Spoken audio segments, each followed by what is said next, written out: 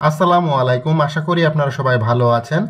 তো রেশন ভাতার দাবি নিয়ে সচিবালয়ে যে অবস্থান কর্মসূচি পালন হয়েছিল সেটা অর্থ উপদেষ্টা কিন্তু আশ্বাস দিয়েছে এবং সচিবালয় কর্মকর্তা কর্মচারীদের একটা আশ্বাস দিয়েছে তাদের রেশন এবং ভাতার বিষয়ে তিনি আলাপ আলোচনা করবেন এবং তিনি এটাও কথা দিয়েছেন যে আগামী 10-12 দিনের মধ্যে এই সময়টা তাকে দিতে হবে। 10-12 দিনের মধ্যেই মূলত এই জিনিসটা তিনি করে দিবেন এবং এই বিষয়টা ক্যাবিনেটে তিনি তুলবেন। বিস্তারিত দেখি তিনি কি বলেছেন। ভাতা ও রেশনিং ব্যবস্থা চালুর দাবিতে অর্থ উপদেষ্টা ডক্টর সালেউদ্দিন আহমেদের দপ্তরের সামনে অবস্থান নিয়ে আন্দোলন করছিল সচিবালয় কর্মকর্তা কর্মচারীরা।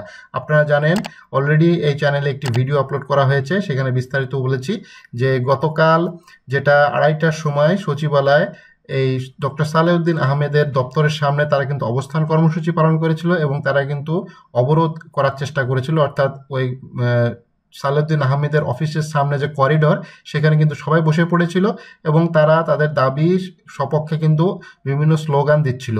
তো সোমবার দুপুর 2:30 থেকে 1 ঘন্টা অবস্থান নেন।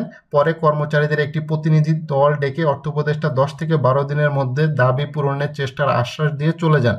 তো সচিবালয়ে যে সকল কর্মকর্তা কর্মচারী আছে তাদের শুধুমাত্র রেশন সুবিধা কিন্তু দেওয়ার বিষয়ে কিন্তু এই আলোচনাটা হয়েছে।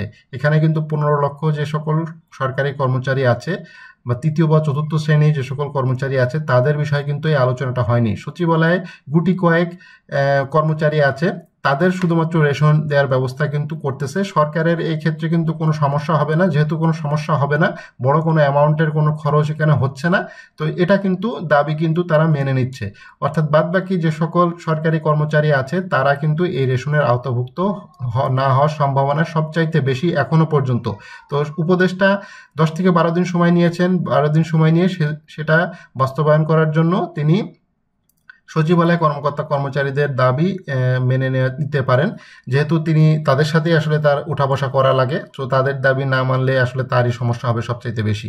তবে ওই সময়ের মধ্যে দাবি আদায় না হলে কঠোর কর্মসূচির হুঁশিয়ারি দিয়েছে বাংলাদেশ সচিবালয় কর্মকর্তা কর্মচারী সংযুক্ত পরিষদ। এর সভাপতি মোহাম্মদ বদিউল কবির অর্থ উপদেষ্টার সঙ্গে সাক্ষাতের পরে তিনি বলেন, সচিবালয় রেশন ও ভাতার জন্য দীর্ঘদিন ধরে আলোচনা চলছে। সমাবেশ, আবেদন নিবেদন, ব্যক্তিগত যোগাযোগ সহ সবকিছু নিয়েই তারা আলোচনা করেছে।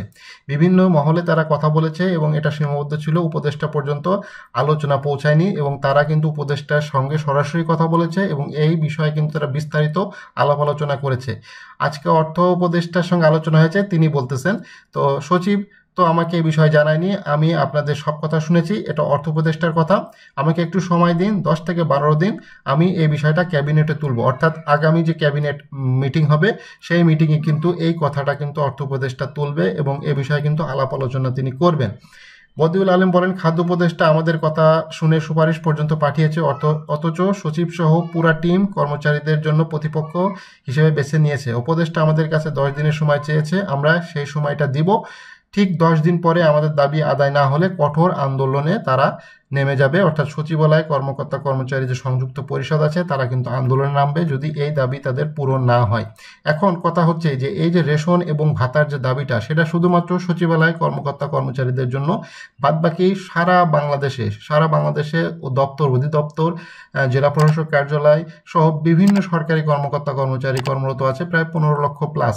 এই 15 লক্ষ প্লাস তাদের জন্য কিন্তু এই রেশন ব্যবস্থা কিন্তু চালু হবে না। শুধুমাত্র সচিবালয় যারা চাকরি করে, সচিবালয়তে যারা চাকরি করতেছে, সচিবালয় কর্মকর্তা কর্মচারীদের জন্য এই রেশন ব্যবস্থাটা চালু হবে এবং এর সাথে কিন্তু রেশন দিবে অথবা রেশন সমপরিমাণ একটা ভাতা দিবে বা এই ধরনের কোনো একটা ভাতা কিন্তু দিবে। আপনারা অলরেডি জানেন যারা সচিবালয়ে চাকরি করে তাদের কিন্তু বিভিন্ন বেতন ক্যাটাগরি কিন্তু একটু ভিন্ন, মানে তারা ভাতাটা একটু বেশি পাচ্ছে, তাদের প্রমোশন অর্থাৎ গ্রেডটা, তাদের পদবি এটা কিন্তু সম্পূর্ণ আলাদা, বিশেষ করে সচিবালয়ের ক্ষেত্রে।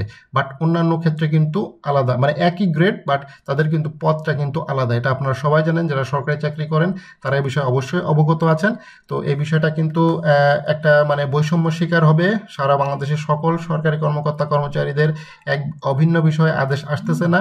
তো সেক্ষেত্রে শুধুমাত্র সচিবালয় যারা আছে তারাই মূলত এই সুযোগ সুবিধাটা পাবে, বাদ বাকি অন্য সকল সরকারি কর্মকর্তা কর্মচারী কিন্তু এই সুযোগটা পাচ্ছে না। বিশেষ করে রেশনের ব্যবস্থাটা, এই রেশন ব্যবস্থা কিন্তু গত যে জেলা প্রশাসক সম্মেলন হয়েছিল সেই জেলা প্রশাসক সম্মেলনে কিন্তু দাবি তোলা হয়েছিল যে রেশন ব্যবস্থা চালু করার জন্য কর্মকর্তা কর্মচারীদের জন্য মাঠ পর্যায়ে, তো সেইটা কিন্তু সরকার কিন্তু ওইভাবে মানতেছে না।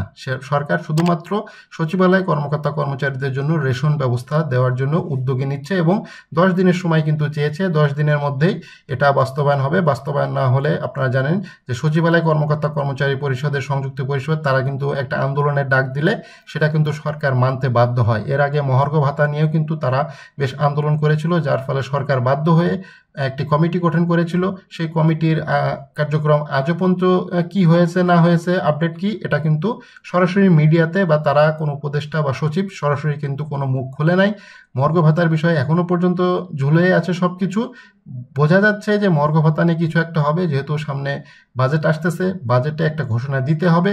তো সেটার বিষয়ে হয়তো মিটিং চলতেছে, মিটিং আসলে আপডেট খবর অবশ্যই আপনারা জানতে পারবেন। তো ভিডিওটি ভালো লাগলে অবশ্যই লাইক করবেন, চ্যানেলে যারা নতুন আছেন অবশ্যই চ্যানেলটি সাবস্ক্রাইব করে রাখবেন।